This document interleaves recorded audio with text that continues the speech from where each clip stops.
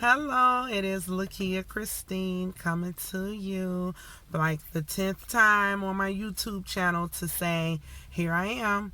I'm coming over here and I'm going to do more videos. But on my business page, Kia's Cupcakes, on Instagram and Facebook, Cupcakes spelled with a K, I did start some live videos and I went into some things about my weight that I wanted to share, but that wasn't really the platform to share it. But over here in YouTube land, I can say what I want when I want to whoever I want. You know what I mean?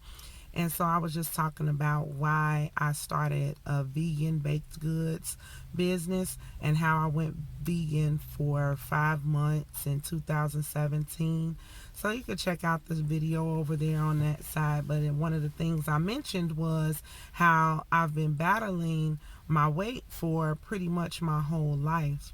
And there's some things going into it that makes me realize that it's not just a physical problem, it's a mental and emotional problem that I have to address, and I have to face some past fears, some past hurts, some past pains that will lift the mental and emotional and psychological weight off. And once you lift that weight off, then the physical weight just comes right behind it.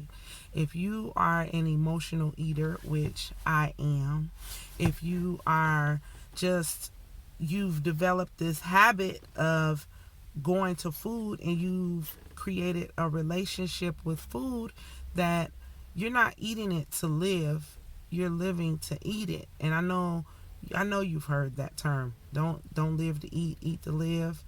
And instead of dealing with a particular problem, you go to the kitchen. And I toot my own horn for a second, and because I always want to pull a positive out of it.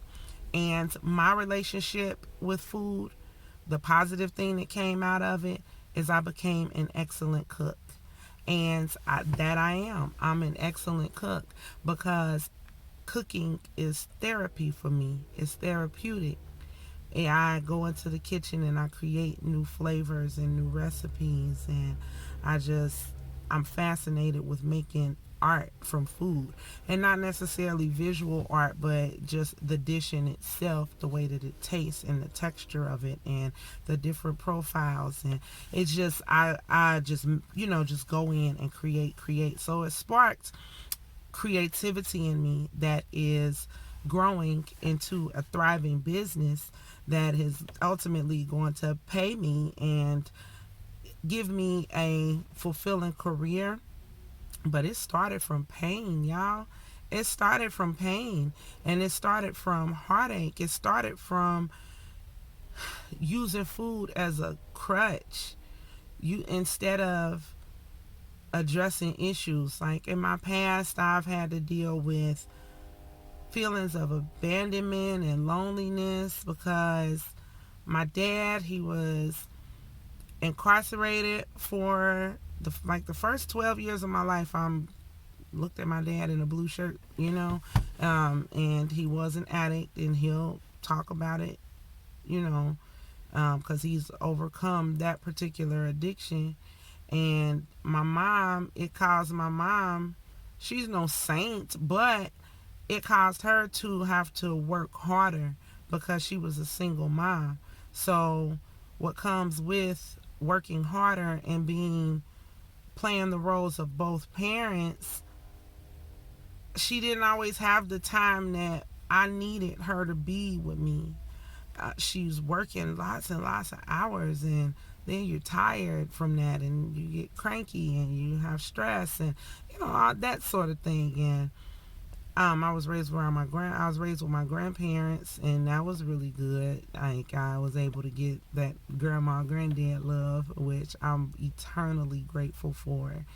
Um, but there was some sexual abuse in there, and feelings of not being worthy, and all of those types of things contribute to a person using an unhealthy habit to cope. It's not always food. Some people become promiscuous. Some people kleptomaniacs, they steal. Some people, they, you know, fight. Like, you know, there are some people, and then others eat. I ate. I felt like eating wasn't doing any harm to anybody, but it was harming me. And after I experienced the sexual abuse at 9 years old, I recalled something that my grandma told me when I was young, when I was like 6 or 7 years old. I was a little pudgy little girl, little chubby girl, and grandma said, "You want to get this weight off you, Kiki? I know you're not interested in boys now, but as you get older, you know, you're going to start liking boys, but they won't like you the way that you like them, because boys don't like fat girls." That's what I was told, right? And so once I experienced the sexual abuse, I recalled that. And it was, oh, boys don't like fat girls, so let me be fat then, so that I don't have to go through nothing like this again. That's what my little kid mind was thinking. So I would eat. Put more cream cheese on the bagel, whatever. Eat a whole tub of cottage cheese. I love dairy. That's my thing. I just more bread, more pasta, you know, and that sort of thing. Like, okay, I'll be unattractive on purpose. Thinking back, that's some horrible shit. You know what I mean? That's some horrible shit. But it was my little kid mind thinking that. And once I become of age, I found out two things. I found out, number one, I shouldn't have did that, because losing weight is hard as hell. Like, what? Oh my God, it's hard to get this weight off of me. And number two, it's my cousin pulling up behind me. He's interrupting my video. And number two, boys do like fat girls. They do like fat girls. They don't have a problem with it. I got older and I got older and I see these chubby girls with boyfriends, and they were fine with it, you know? And so now here I am battling this. So I'm gonna have to do a part 2 on this video, because I just got an unexpected visitor and he's gonna interrupt this video. So I'll do the next one later on. So remind me where I left off. Put a comment or something in there. Where did I leave off? I'll put the next video as part 2 of my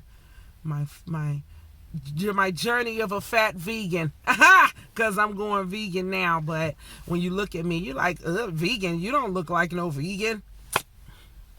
Just watch.